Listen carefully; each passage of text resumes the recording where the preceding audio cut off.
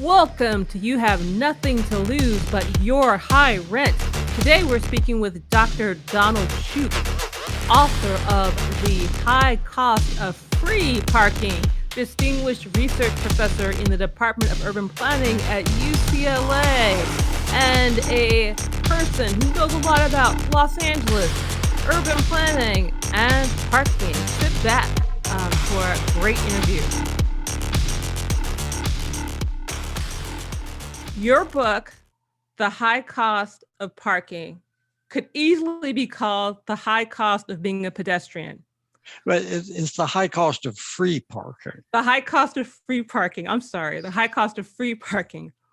Why do you think urban planning has so little concern about the pedestrian? And is that a fair question? Me putting that on urban planners, is that fair? Or what do you think? Well, that's a good question, and I have thought about it a lot. I did see a wonderful sign recently that said that free parking is theft from pedestrians.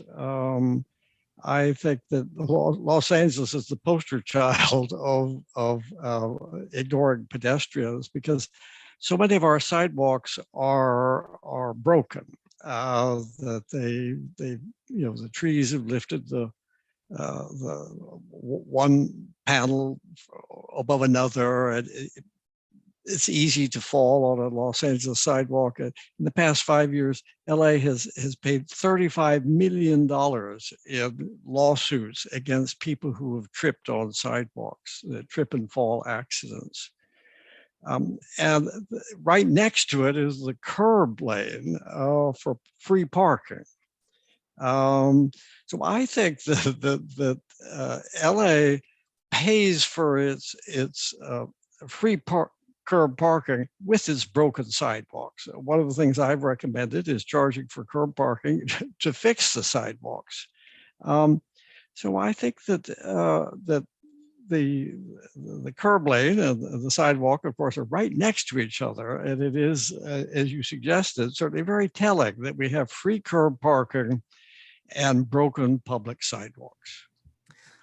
I reread your chapter 19, and it said, you used Henry George's quote, "The mode of taxation, in fact, is quite as important as the amount." And something important you said, that people seem to care more about affordable parking than affordable housing. Why do you think that it's so hard for the average person to kind of even grasp that? Even like social justice organizations seem to not be able to grasp that. Why do you think that is? Well, they haven't thought about it. Most of us haven't thought about it very much. And of course, it gets back to Henry George, who believed you should tax land rent to pay for public services. And I think, when I was younger, I used to think, well, of course, that's the solution to many of our problems. And the ideas have guided me over the years.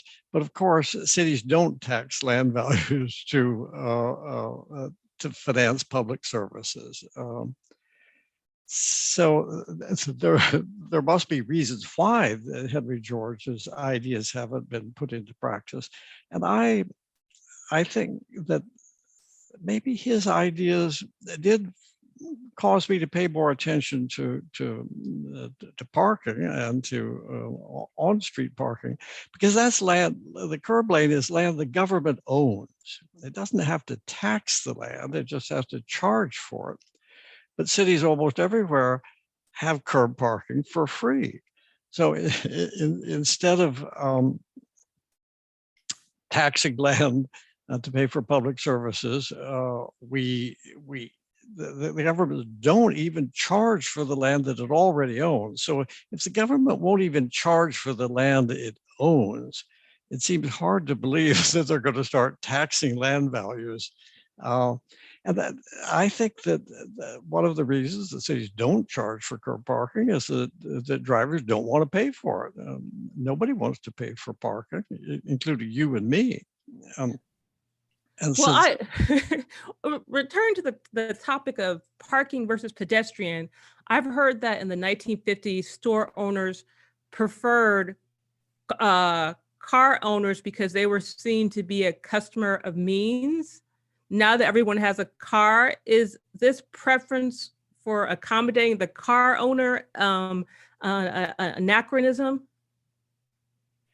well, it's quite emotional. Many people think that somehow that it's a public good. The car parking is a public good. The government owns the land, and it should be available to everybody for free. And it's hard to argue against that, especially in public meetings where the drivers quickly turn emotional. Staunch conservatives become ardent communists, and rational people quickly become emotional about the idea of paying for parking, partly because the cars are parked 95% of the time. So that would be a major cost of owning a car. So I think it's not exactly a Georgist idea, but it's more straight out economics, that my proposal to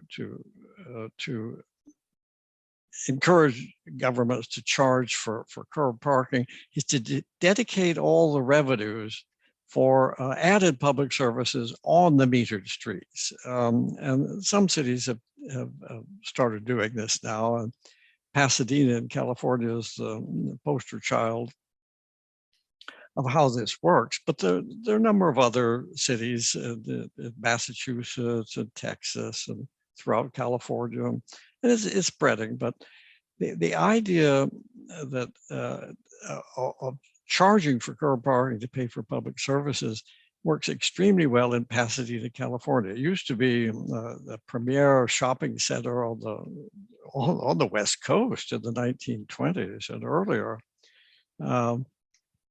But it had very little off-street parking. And then during the Depression, business districts had problems everywhere. And then World War II came along. And then after World War II,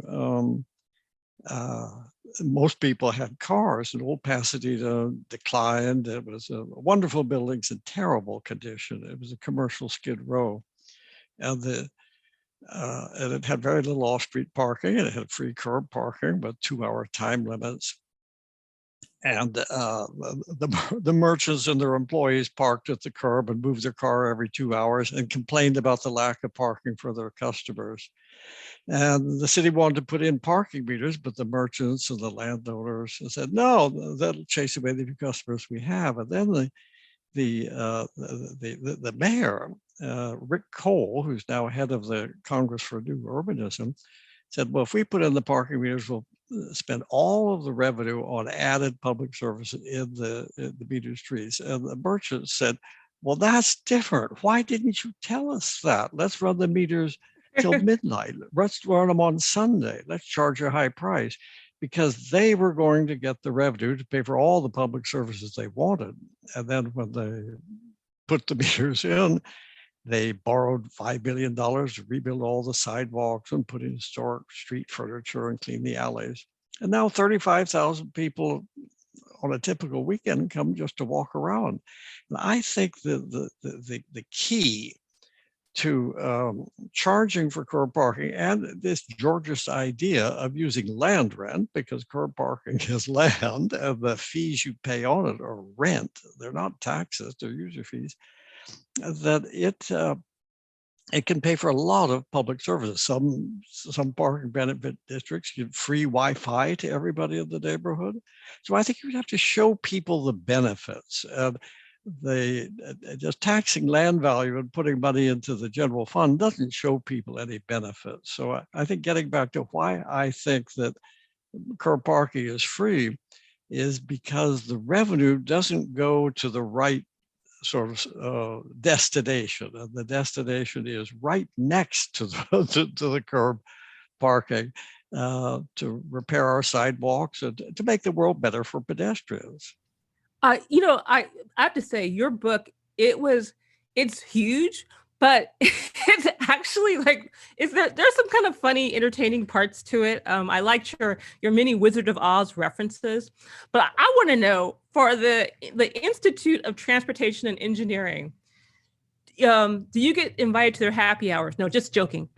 Do you think that they take your critiques on parking seriously? Like, what are their criticisms and what are your rebuttals to the ITE? Like, when they're like, well, you're wrong, Dr. Shoup. I mean, I don't know if they say that, but, behind your back, they might say it. Yes, well, the Institute of Transportation Engineers, they're engineers rather than primarily economists or public finance people. It's interesting that the American Society of Civil Engineers every 4 years puts out a grading system of all our public infrastructure, like bridges and roads and water supply and ports.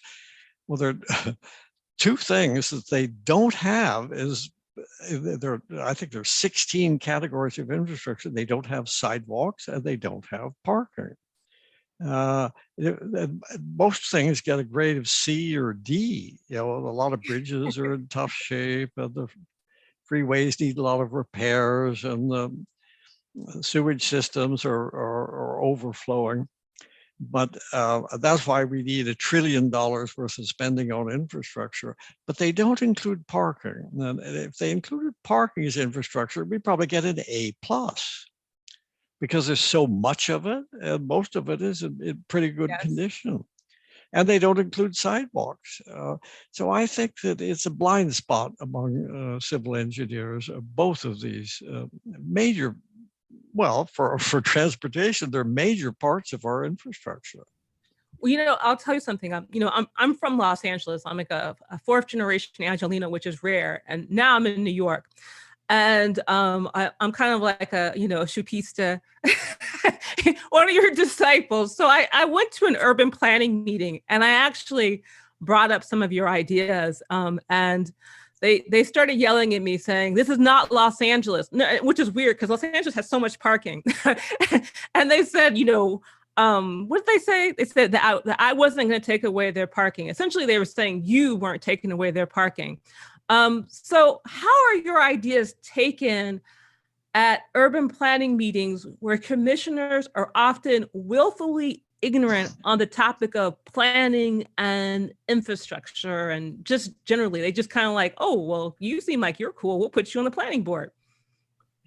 Well, to boil an 800-page book down into 3 bullet points, I recommended charging the right price for on-street parking, meaning the lowest price the city can charge, and still have 1 or 2 open spaces on every block. So drivers will see exactly what they want. There'll be an open space right when they get to their destination. Sort of like the Hollywood movies of the good life in Manhattan, that whenever you drive up to a place, you'll always pull into an open curb space right in front of your destination. I think that's the way the world ought to be. Charge the right price for curb parking, and spend to make this politically possible, spend the revenue on public services in the metered neighborhood, so that everybody who lives there or works there or owns property there will see the clean sidewalks. Let's say in Pasadena, they clean the sidewalks and the streets every night and remove graffiti every night if there were any.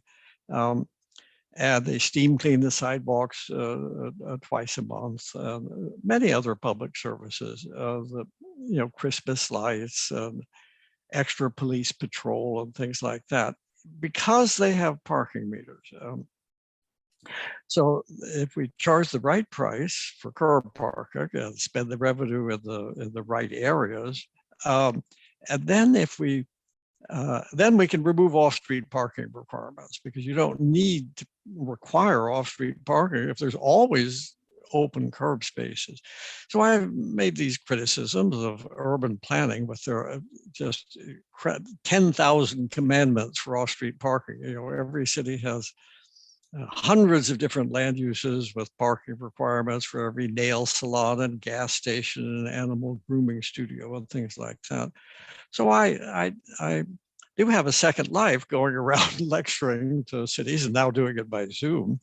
And I made the claim that minimum parking requirements, they raised the cost of housing and of everything else. They increase traffic congestion because there are many more cars. They increase air pollution. They're accelerating global warming. They have no theoretical basis.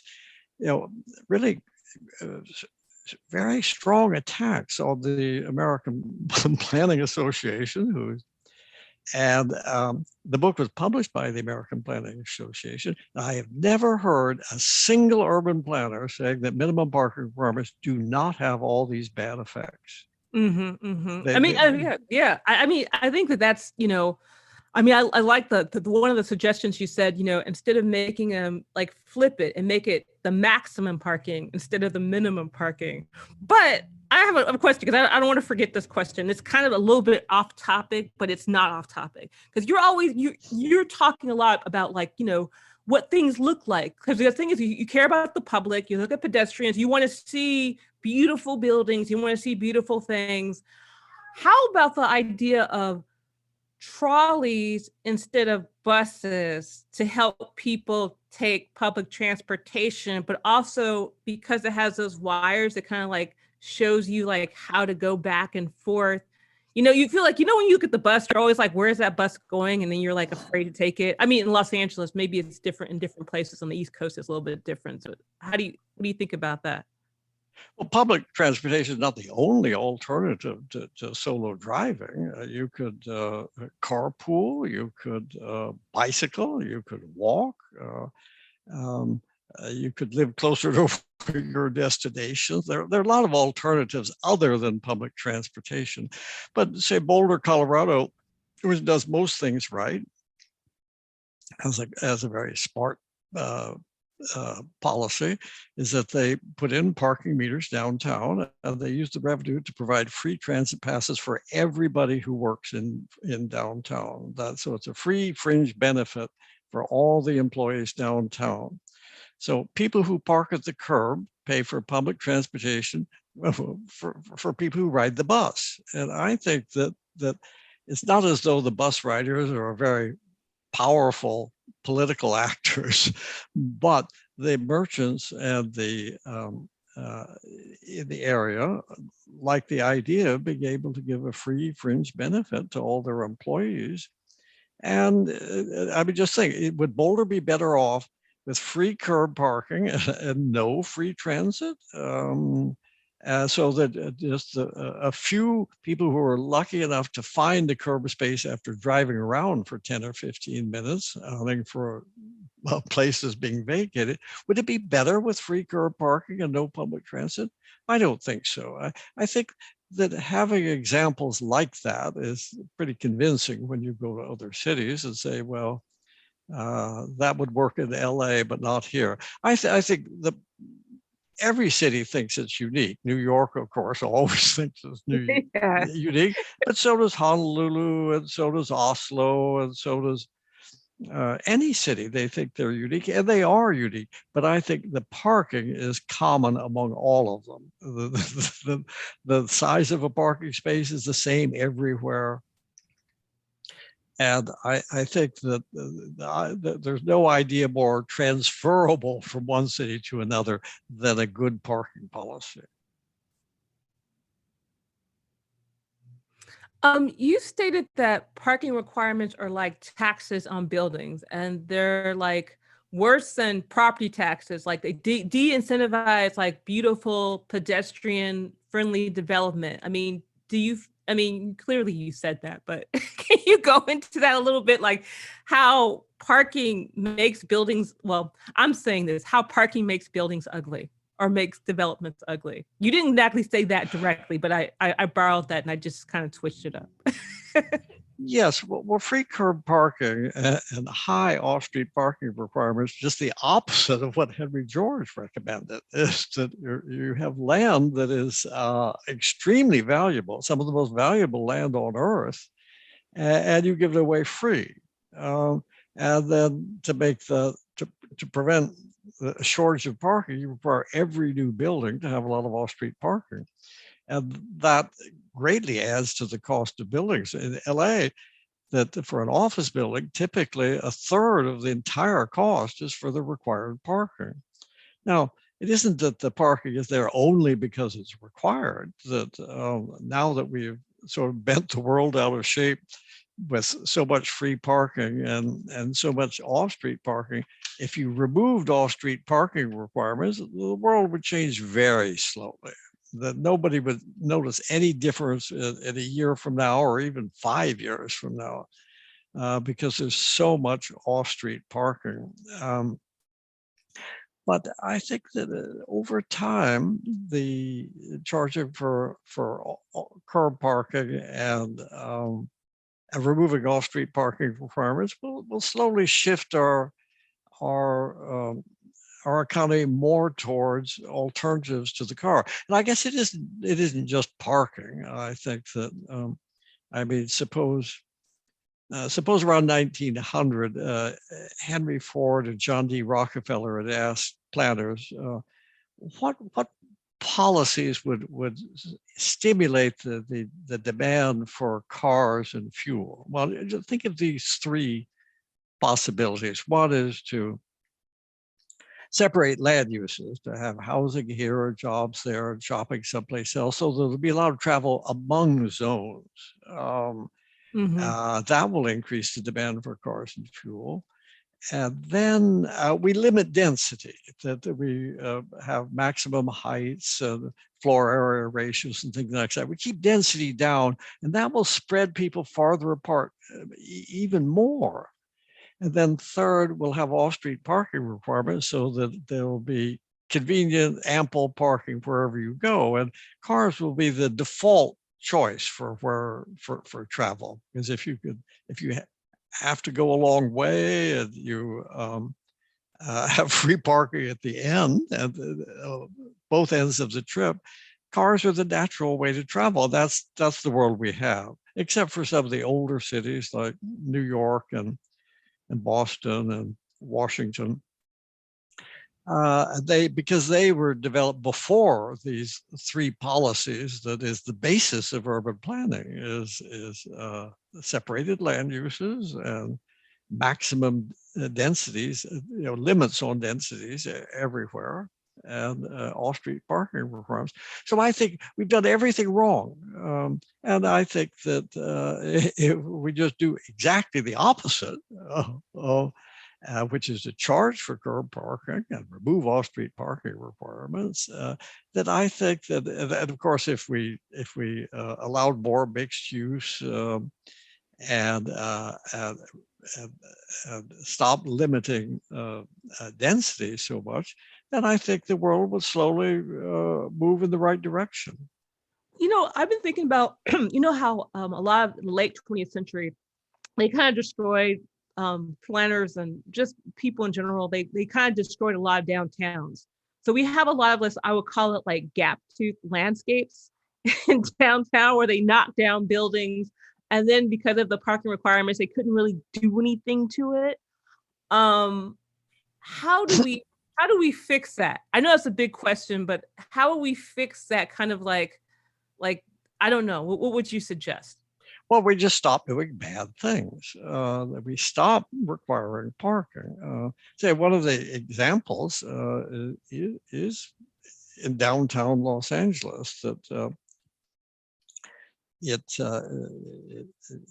I've read many times, it has the biggest collection of early 20th century office buildings anywhere in the country, maybe in the world, because it was very bustling downtown in the 1920s, called the Wall Street of the West. And they were just wonderful buildings. Generally about, I think the height limit in those days was 12 or 13 stories. So they're great Beaux-Arts buildings and modern buildings and Art Deco buildings. But when urban renewal came along, LA did one of the a very different pattern from other cities. They didn't tear down the old buildings. They just moved downtown about a mile away onto Bunker Hill. They tore down the residences up there, and then the old downtown just moldered. Because the demand for offices disappeared. They became sweatshops for a while, but then most of these magnificent buildings were empty above the ground floor. The ground floor is still shops and things like that, but they were too expensive to tear down. And anyway, actually moved elsewhere. And some people thought it would never recover, but it was a very clever urban planner, I think Alan Bell,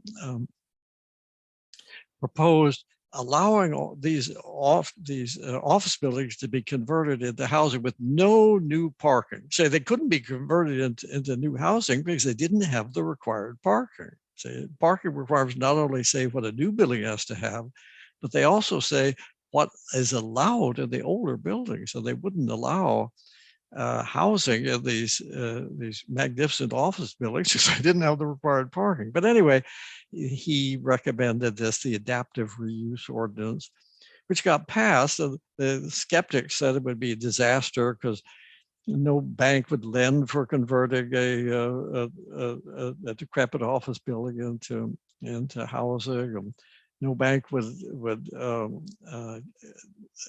give a mortgage for a condo in these buildings. And nobody wanted to live in an old office building that didn't have a lot of parking, although there was plenty of parking downtown because we have a lot of parking garages as well. Mm-hmm. But anyway, people said it'll be a disaster. Well, what happened in the next 8 years was 57 office buildings were converted into housing. These spectacular buildings that were expensive to convert because historic preservation laws require rather expensive treatment of the historic fabric. But anyway, these 57 office buildings in the first 8 years were converted into spectacular housing because many of the interiors of the buildings were still there with great wood and marble and things like that.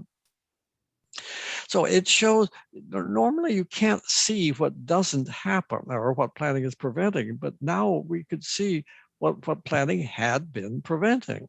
No, I think that's it had been preventing all these wonderful apartments. Well, I think that's a great thing you kind of always show.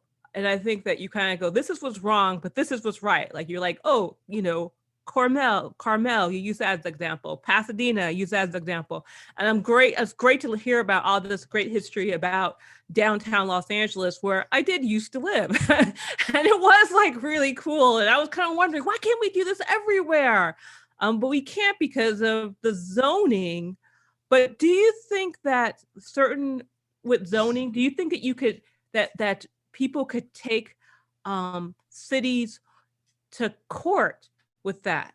I mean, just because, like you said, it's making housing go up in price. You're doing all this stuff for affordable housing, but not so much not for affordable housing, for affordable parking.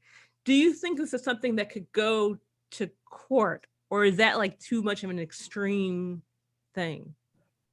Well, I'm not a lawyer. I'd be very skeptical. It certainly hasn't happened.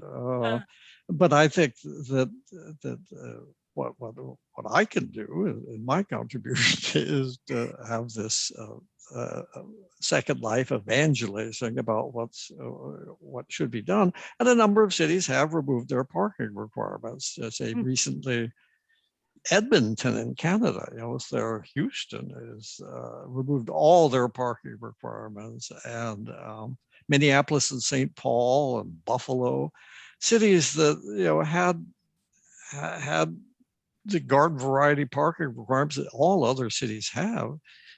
They just turned around and said, just wipe them all out. Say in Buffalo, it just said, after pages of previous parking requirements, which look scientific, sort of like the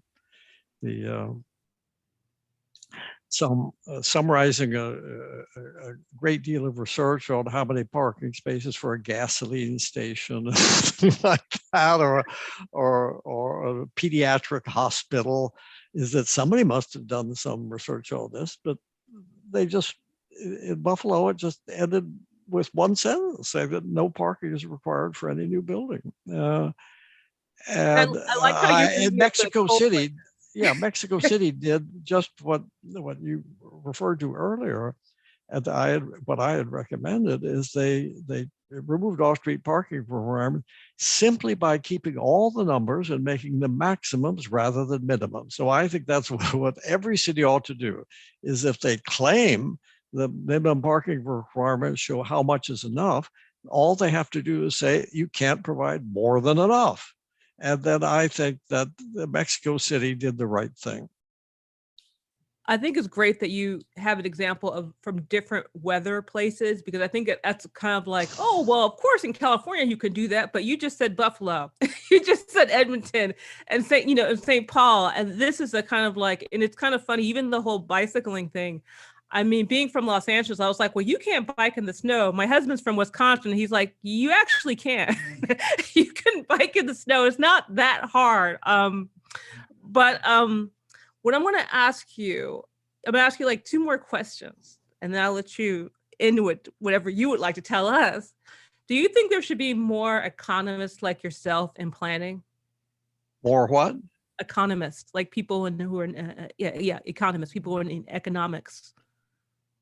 Well, there are quite a few economists in urban planning. I'm one of them. And I don't know if you don't have to know very much economics to understand what I've been saying today, do you? I think that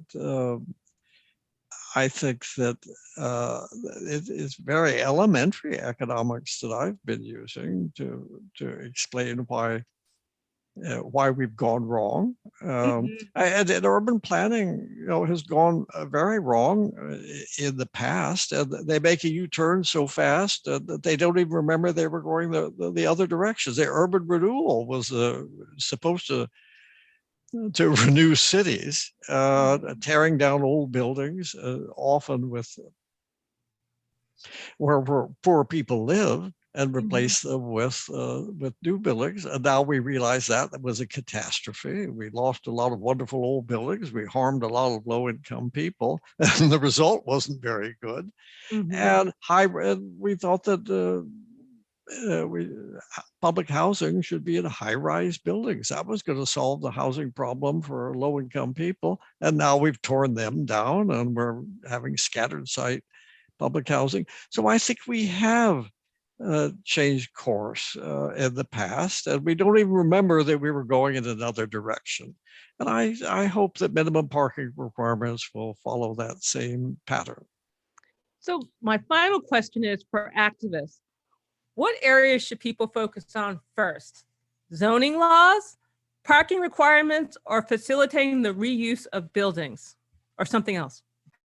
Well, I recommend the first thing to do is to have parking benefit districts, is to say we're going to assign all of the parking meter revenue to pay for added public services on the metered streets. And once you do that, then people will understand, well, yes, that we should charge for curb parking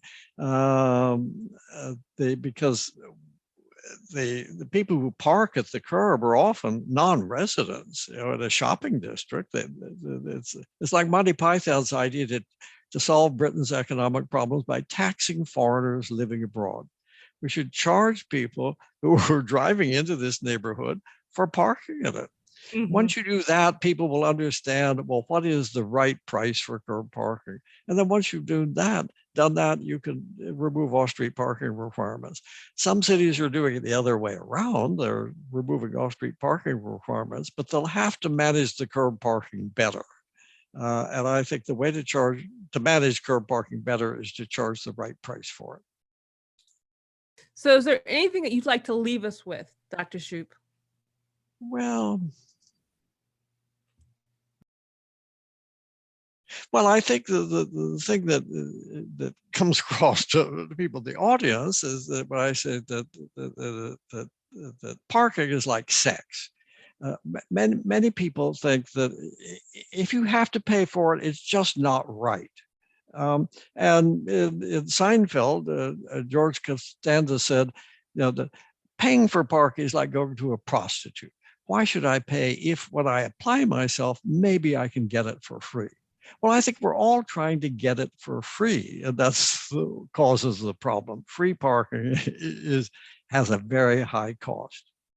It sure does, and I think the great thing about you, Dr. Shoup, is that people don't realize that you have a great sense of humor, even though you're talking about economics, urban planning. You're also very funny, so I appreciate that.